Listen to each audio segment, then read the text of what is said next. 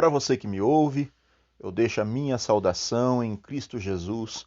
Eu sou seu irmão em Cristo, Otoniel Teodoro, e o nosso assunto de hoje, o que nós iremos comentar, tem o título: Onde os olhos e o pensamento do cristão devem estar? Fica essa pergunta e nós vamos dissertar sobre isso. Onde os olhos e o pensamento do cristão devem estar? Vamos lá então, vamos para o texto bíblico. Em 2 Coríntios, capítulo 4, versículos 16 ao 18, diz assim: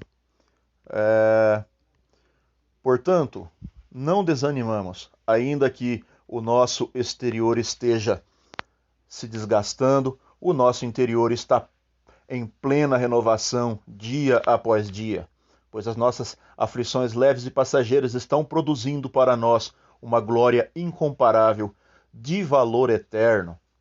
Sendo assim, fixamos os nossos olhos não naquilo que se pode enxergar, mas nos elementos que não são vistos, pois os visíveis são temporais, ao mesmo tempo que os que não se veem são eternos.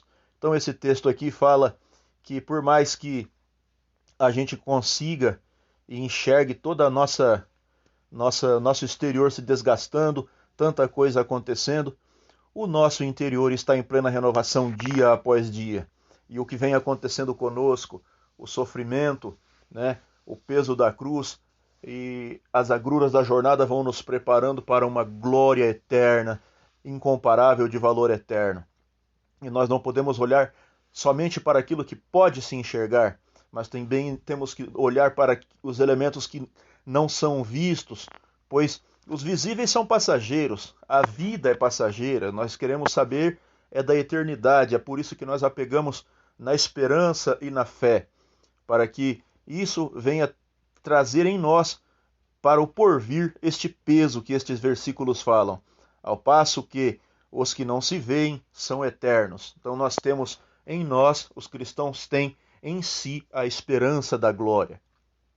Está escrito também em 2 Coríntios, capítulo 4, versículo 8 ao 11, está escrito assim: De todo lado somos pressionados, mas não desanimados. Ficamos perplexos, mas não desesperados. Somos perseguidos, mas não abandonados. Abatidos, mas não destruídos.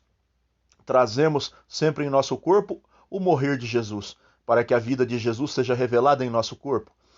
Pois nós que estamos vivos somos sempre entregues à morte por amor a Jesus, para que a sua vida também se manifeste em nosso corpo mortal.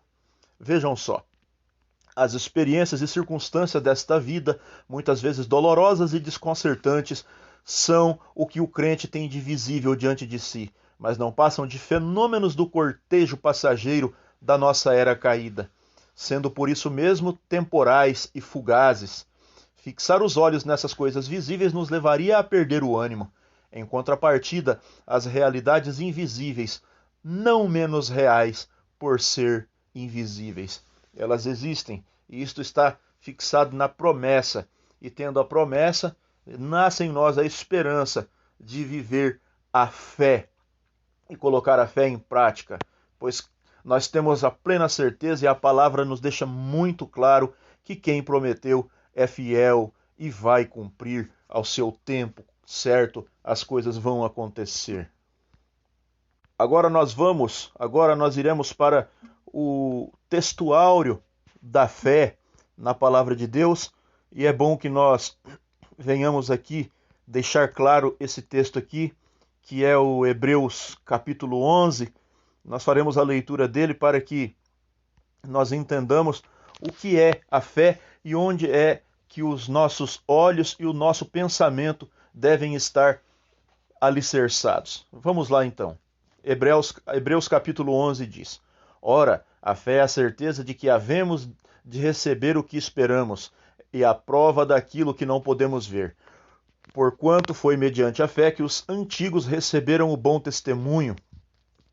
Pela fé compreendemos que o universo foi criado por intermédio da palavra de Deus, e que aquilo que se pode ser visto foi produzido a partir daquilo que não se vê. Pela fé, Abel ofereceu a Deus um sacrifício mais excelente que o de Caim. Foi por meio da fé que ele foi reconhecido como justo, no momento em que Deus aprovou suas ofertas. Apesar de estar morto, seu testemunho de fé ainda é eloquente. Foi por meio da fé que Enoque foi arrebatado de forma que não experimentou a morte, e já não foi encontrado. Portanto, Deus o havia arrebatado, visto que, antes de ser arrebatado, havia recebido o testemunho de que tinha agradado a Deus.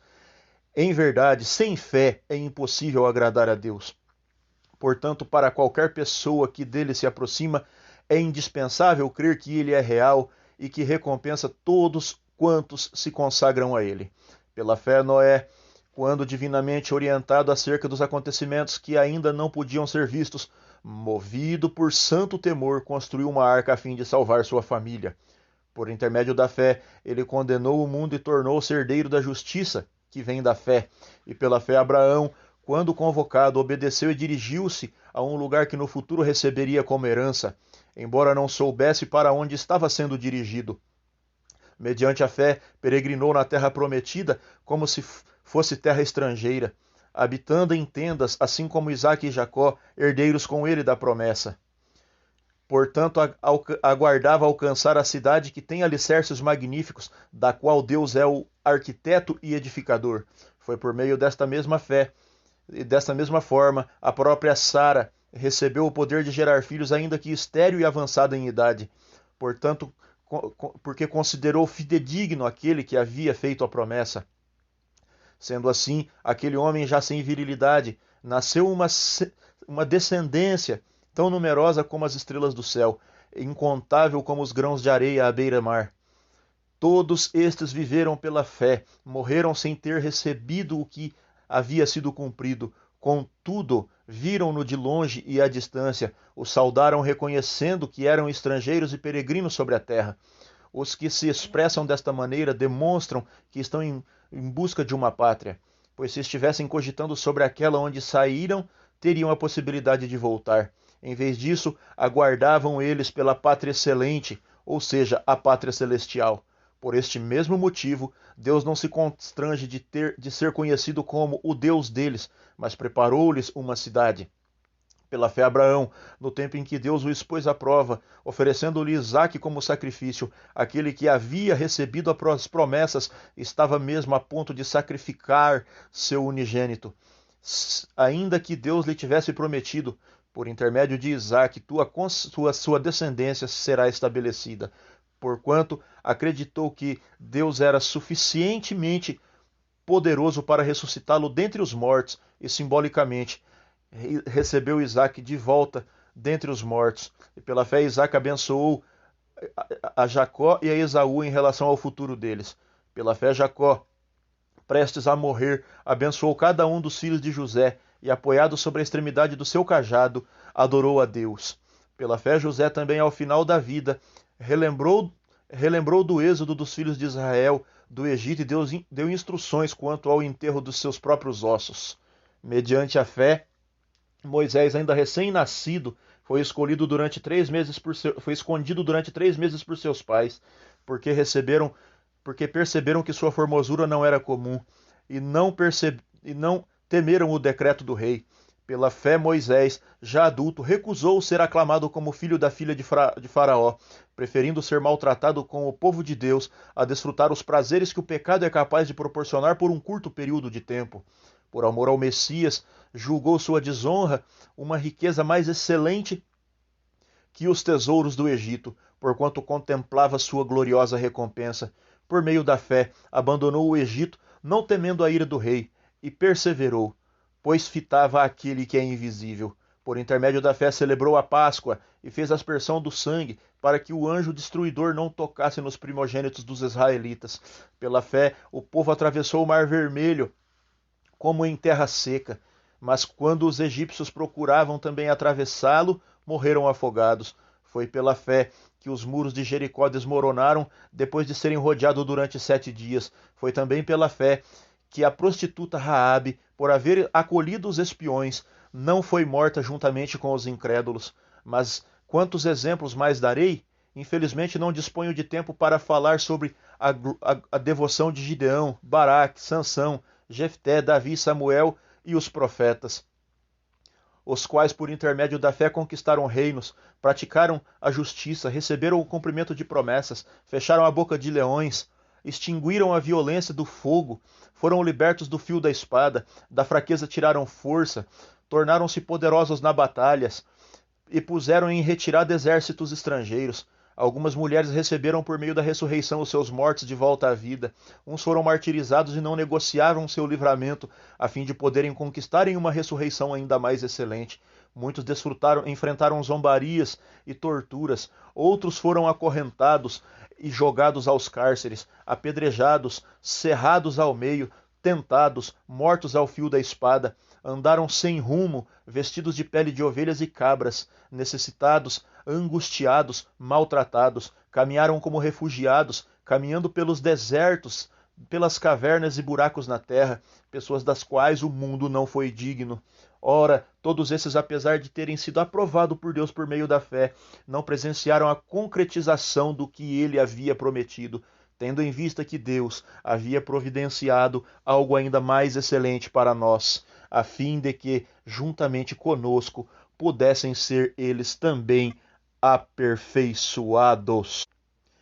Então, continuando aqui, nós vemos que os heróis da fé, eles passaram por tudo o que passaram sem ter alcançado aquilo que lhes foi prometido. E o tempo passa, as coisas acontecem e nós estamos aqui nesta mesma caminhada de fé. E nós devemos olhar para aquele que nós temos a esperança de encontrar. Vejam só, as coisas invisíveis reservadas aos cristãos são eternas e imperecíveis. Por isso olhamos para o alto, não para as aparências transitórias do cenário desse nosso mundo. Em Filipenses 3:20 diz: no entanto, a nossa cidadania é nos céus, desde onde aguardamos com grande expectativa o Salvador, o Senhor Jesus Cristo. Então olha o que fala Hebreus capítulo 12, versículo 2.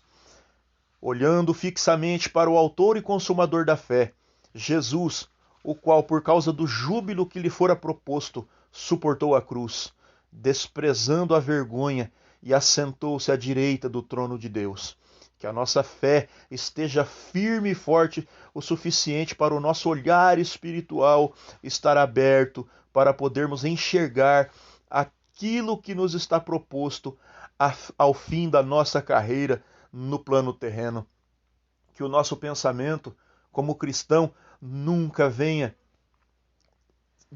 dissipar do Cristo, nunca venha se desconectar do Cristo, pois é o Cristo quem prometeu que vem nos buscar e que vai nos levar para as eternas moradas, as mansões celestes, onde todos esses heróis que perseveraram na fé estão lá, aguardando o momento de encontrar conosco para aquele dia na qual nós iremos viver com eles e com Cristo, nosso Salvador, o Senhor da promessa, o Filho do Deus poderoso, capaz de cumprir em nós e em todos esses heróis da fé todas estas bênçãos, essa glória, e nós receberemos o galardão por ter confiado e acreditado, assim como Noé, Abraão, Isaac, Jacó, Moisés, todos os heróis da fé perseveraram, e nós estamos aqui hoje também lutando e perseverando, esperando esta promessa acontecer também em nossas vidas. Glórias a Deus. Eu peço que orem em nosso favor. Os dias são maus, as lutas são grandes, e nós estamos aqui, assim como vocês, passando por todos esses momentos de dificuldade que o planeta Terra vem atravessando.